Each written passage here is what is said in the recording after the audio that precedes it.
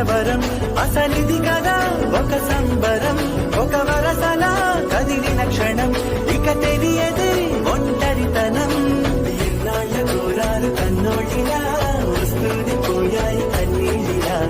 ఇల్లంతా మారింది సందళ్ళుగా మీరంతా విందాని వందేళ్ళిలా మనవారే వెనకుంటే మరణాన్ని మరిచేది మనసంతా వెలుగేన